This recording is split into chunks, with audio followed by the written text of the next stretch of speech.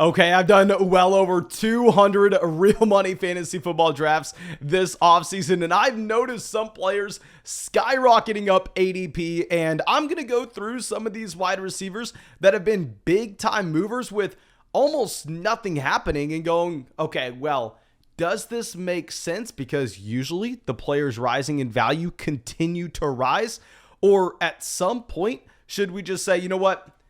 We missed the bus. We are going to have to sit this one out. Maybe I don't have too much Jaylen Tolbert in fantasy football this year.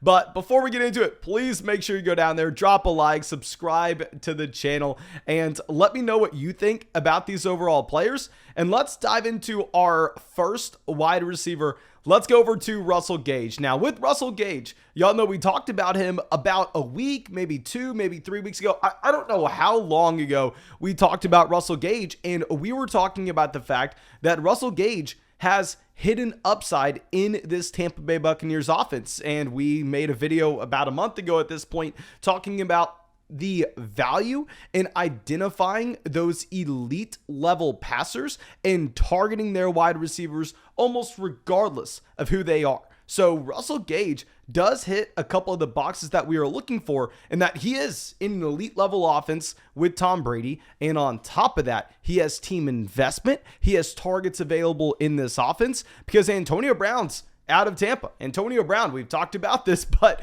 I know so many people just remember the past 2 years and don't really pay Antonio Brown the respect he deserves because obviously Godwin outproduced him, Mike Evans outproduced him. But if you look from an efficiency standpoint, Antonio Brown was still one of the best wide receivers in the NFL last year. We can say the same thing about the year before. If you're looking at his yards per route run, almost at 2.7, absolutely absurd with what you had from Antonio Brown. So him leaving this offense is going to be a big deal. And also, we know Chris Godwin will potentially miss the beginning part of the season. So if we're looking at Russell Gage, oh my gosh, he's stepping into a beautiful situation, a ton of opportunity available, and on top of it, that elite level offense. And you've seen Russell Gage get better every single season since 2019. In 2019, you're going up against Julio Jones, Calvin Ridley.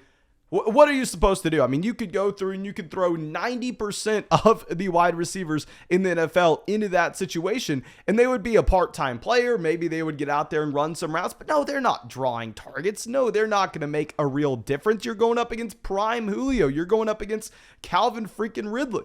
But once we had these wide receivers beginning to move out of this offense, that's when you had the emergence of Russell Gage. You saw his target share in this offense go from 11% in 2019 to 18% in 2020 to almost 20% in 2021. We can say the same thing about his yards per route run. His yards per route run go from 1.2 to 1.6 to 2 yards per route run in 2020. That's incredibly impressive if we consider the overall context of the offense and that the Atlanta Falcons were bad. Yeah, they had nobody else to go to outside of Kyle Pitts, Russell Gage, and Cordell Patterson, but they were bad. I still want to stand by the bet we're making this year that Matt Ryan, at this point of his NFL career, is a below average NFL quarterback. I know most people are going to disagree based on the comment section I'm reading about Michael Pittman, but I want to stand by the fact that Matt Ryan, 37, 38 years old, is a below average NFL passer. So for Russell Gage to go out and average 2 yards per route run, that's very telling. And going back to what we were discussing with his role in terms of this offense without Julio Jones, without Calvin Ridley. We actually saw Russell Gage since 2019 play 22 games with Julio and 22 games without Julio Jones. If you're looking at his points per game, 8.3 compared to almost 13. You're looking at his targets per game, 5.8 to 7. Looking at his receiving yards per game, 38 to 55. We can do the same thing with Calvin Ridley. He's played 29 games with Calvin Ridley, and in those 29 games, he averages about 9 points per game. Without Calvin Ridley, 13. So clearly, Gage has been a talented player, and he's just been in a bad situation in Atlanta, given the target competition. And we see this with Tom Brady and the Tampa Bay Buccaneers going out of their way to give the man $30 million this offseason. Now, a lot of those NFL contracts completely fake. I mean, you go look at the Amari Cooper $100 million deal in Dallas a few years ago, and we can look at the guaranteed money and go, okay, this is a fake contract. He's not going to make $100 million off this contract. What you need to look at is the guaranteed cash, that guaranteed money. And for the love of God, you have Russell Gage, $20 million guaranteed at signing. Crazy. Legitimately crazy. Now, we have seen his underdog ADP go from pick 101, which is already relatively high for Russell Gage, to now Russell Gage is being drafted in the early 80s. I've seen him slipping in to the 7th round consistently. So at this price point, I'm sitting here going, if you're playing in Best Ball Mania on Underdog Fantasy, which I know 9 out of 10 people watching this video right now currently are, I am probably going to pass on Russell Gage at that price point. And the reason for this is if you think about Best Ball Mania, this is the $25 contest on Underdog Fantasy that, yes, your 12-team league has first place get paid, second place gets paid, but what you're really playing for is first and second place get that entry into the fantasy football tournament at the end of the season for the fantasy football playoffs. And you have $2 million the first, $1 million second, yada, yada, yada. You have that massive tournament at the end. I don't think I'm drafting Russell Gage there because you should expect by the time you get to that tournament, Godwin to be back in this offense. We're imagining that Gronk's going to be there. We know that Mike Evans is going to be there. Leonard Fournette's going to be drawing targets. So while Russell Gage may start extremely hot at the beginning of the season, I think he will fade out near the end of the year, which is the exact opposite of what we are looking for right now in Best Ball Mania. So if you're drafting on Underdog in one of those massive tournaments, I think we avoid Russell Gage here. However, if you're just in a 12-team league with your buddies and you think you can draft Russell Gage, and then if he's a top 24 wide receiver through the first month with no Chris Godwin, then use that production and afterwards sell him high, that's where we're going to be drafting Gage. But real quick, if for whatever reason, somehow, some way, you've been living under a rock, you're freaking Patrick Star from SpongeBob, make sure you fix your life. Go sign up for Underdog Fantasy. Get into some real money fantasy football drafts with us. I'm doing those on the live stream every single day because they are the most fun thing you could ever do. And when you sign up for Underdog Fantasy and use promo code FLOCK through the link in the description, they are paying you to draft those fantasy teams. They'll match your first deposit dollar for dollar up to 100 because they know you're going to be addicted drafting over 400 teams like I am this offseason because they're so much fun. And also you'll get our 2022 rankings, our dynasty rankings, dynasty rookie rankings, dynasty rookie draft guide. Y'all know by now, link in the description, link in the comment section. But let's move over to our next wide receiver, someone else that we've been bringing up this one statistic about Kadarius Toney all offseason, and I think it's starting to circulate. I think people are starting to realize that Kadarius Toney was a dynamic player his rookie season on a per snap basis, because you look at Kadarius Toney in 2021, the per game numbers, they're freaking gross. He was the wide receiver 68 on a per game basis, 42 yards a game, 5.7 targets, target share at 16.33% on a per game basis, only 35 air. It was gross on a per game basis, but we have to remember, this is a wide receiver that dealt with a multitude of injuries his rookie season. Very similar to Deontay Johnson in 2020. It was very often that Kadarius Toney wasn't playing the entire game. It was very often that Kadarius Toney would go down. I mean, against the Rams that one time, went down after one drive of football where he racked up 3 receptions, 32 receiving yards, looked like he had a full-on breakout coming. You go down one drive in, that is going to skew your per game statistics. So with Kadarius Toney, it's almost better to look at your per snap, your per route statistics, where there Kadarius Toney averaged 2.2 yards per route run. That's an elite number. If you aren't familiar with yards per route run, I'll go through. I know we do this all the time, but I'll do it again for you. The wide receivers that averaged more yards per route run than Kadarius Toney this last year, we're not just going to look at rookies, because if we looked at rookies, it'd be like Jamar Chase and that's it. But every wide receiver in the NFL, Cooper Kupp, Deebo Samuel, Devontae Adams, Antonio Brown, Justin Jefferson, AJ Brown, Deontay Harris, Jamar Chase, Tyler Lockett, T. Higgins, Tyreek Hill, CeeDee Lamb. That's exciting. It's exciting that you have the new coaching staff coming over. And with this new coaching staff, we are hoping that they can elevate the overall offense. In particular, elevate the play of Daniel Jones. Now, of course, I don't want to say Daboll's going to do the same exact thing that he did with Josh Allen. I know a lot of people are bringing that up. I almost think that you can't. It's freaking Josh Allen. How many players on this planet are ever going to go through the transformation that Josh Allen did? I would say one, and it was Josh Allen. It's already happened. So he's not becoming Josh Allen, but if he can become an average to above average league quarterback, Toney has the upside to be the wide receiver one in this offense. Kadarius Toney right now on Underdog Fantasy has flown up to be the wide receiver 46 off draft boards. He's going right before Marquez Valdes-Scantling, Chris Olave, Garrett Wilson, Chase Claypool, and he's going right after Lockett, Allen Lazard, and Sky Moore at the wide receiver position. Now, I haven't drafted a ton of Kadarius Toney so far, and the reason is 9 times out of 10, I'm looking for running backs in this range. I mean, you have Cordell Patterson, Kareem Hunt, Damian Harris going right after Toney, but if you're needing a receiver, I think you could draft Toney almost regardless of your format right here at the end of round 9, the beginning of round 10.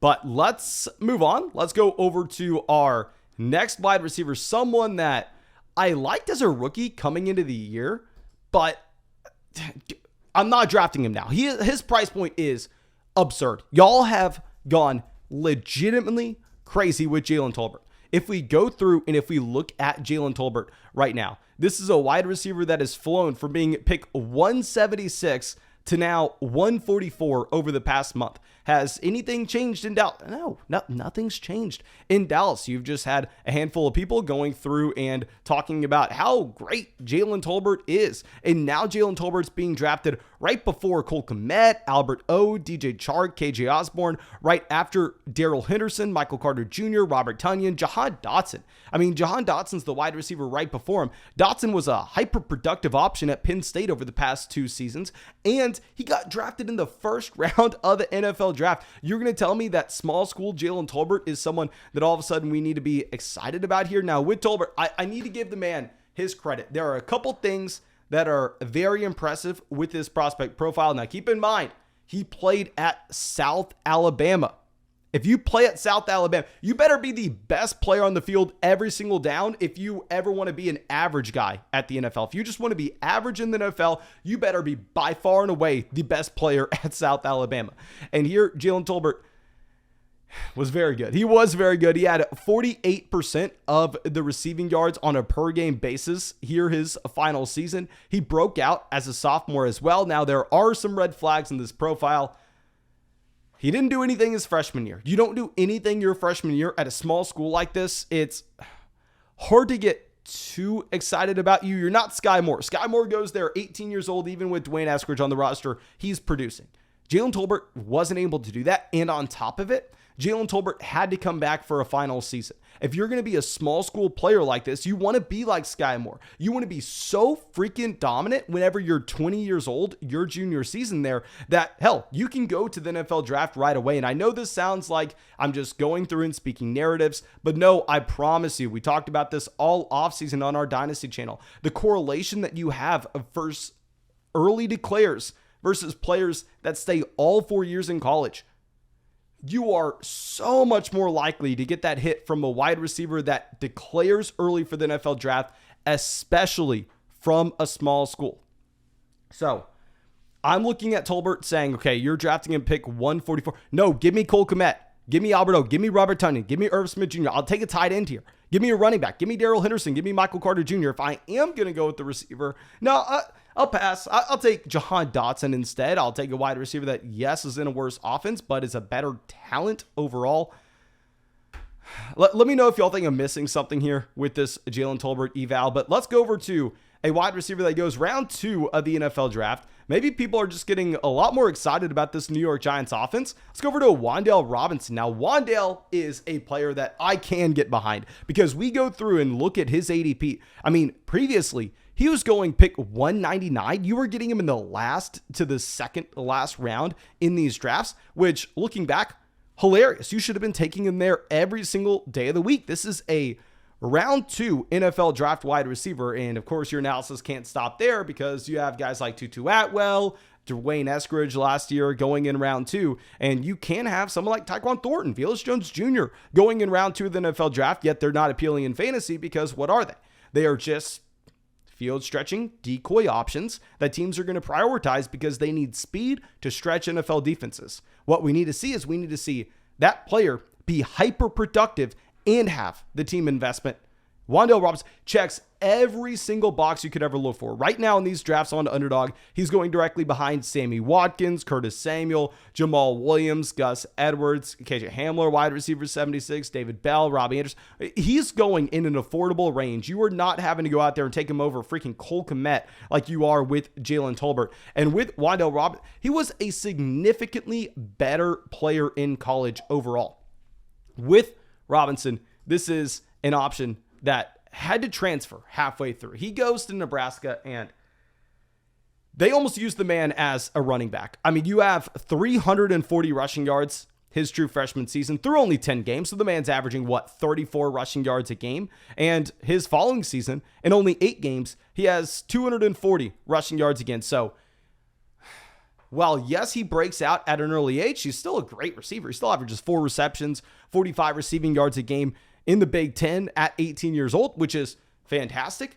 What do we need to see? We need to see you transition from being that hybrid player to a prototypical wide receiver, because I would rather see someone that profiles to be a great receiver come into the NFL and then be transitioned over to a hybrid type role, someone like Deebo Samuel, than a hybrid coming from college. A hybrid coming from college very rarely ever works out. So he transfers over to Kentucky, transfers to the SEC, and is freaking dominant. Like comparing him to Jaylen Tolbert at South Alabama, Wandel Robinson was more impressive. He had 46% of the receiving yards on a per game basis here. He has 104 receptions.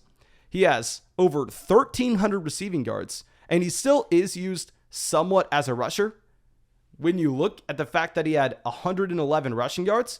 But was he getting the 88 carries to get there again? Or no, was he just unbelievably dynamic when he got the ball? He had 7 carries for those 111 rushing yards. So no, they stopped using him as that running back. He declares early for the draft. He's an elite athlete, hyper productive player, goes round 2.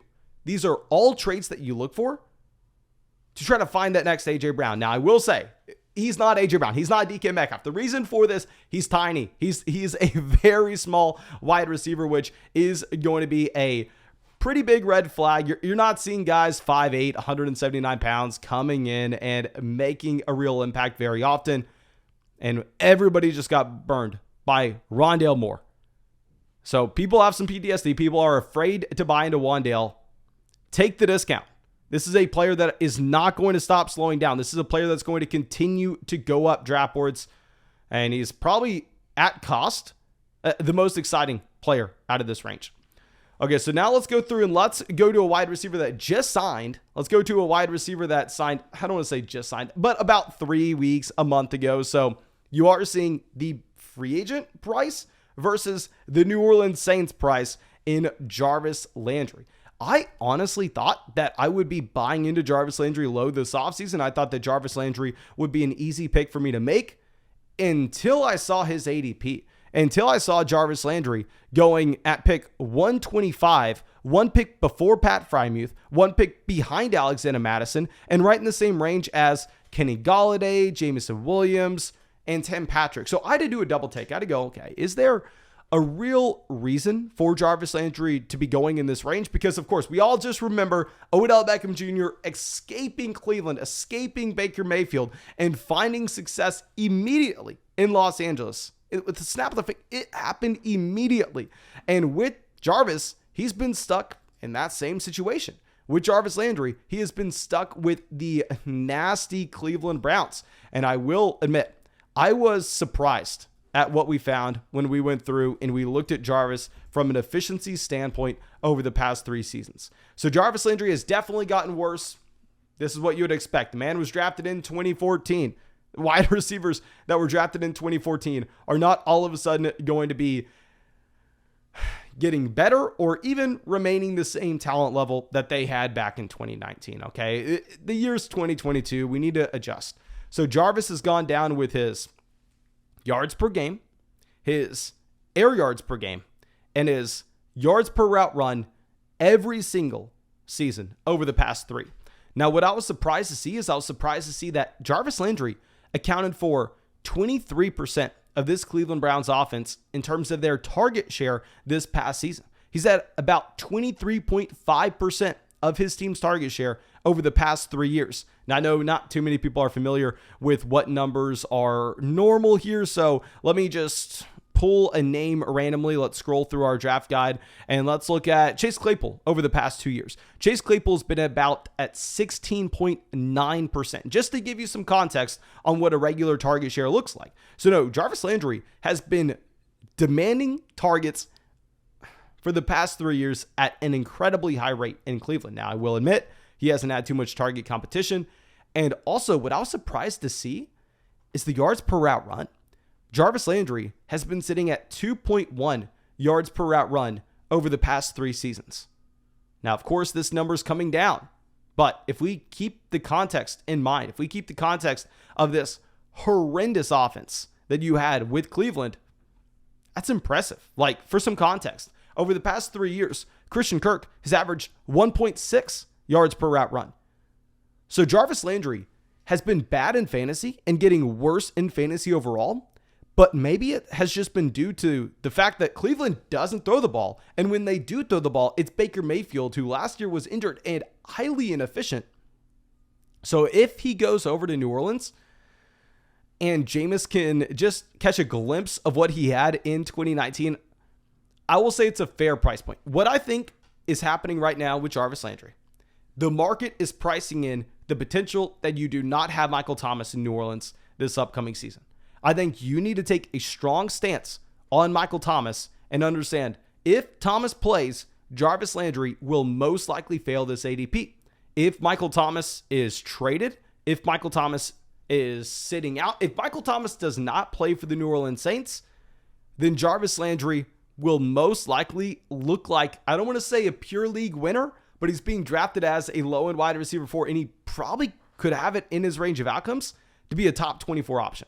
Now, let me know what you're thinking with this list. Really, what I would say is out of these players skyrocketing in value, I'm probably jumping off the Russell Gage train. I'm completely fine to see where Kadarius Toney is going. Jaylen Tolbert, can't buy into it. Wandel Robinson, sign me up. It's only going up from here. And Jarvis Landry, up to you, really down to your opinion on Michael Thomas. Now, thank you again for being a part of the flock, supporting the channel. I really hope you enjoyed this video. I really hope you got something from it. And yeah, I hope that we get to see you in a live stream sometime soon. You know, we're doing those every day. Have a great day.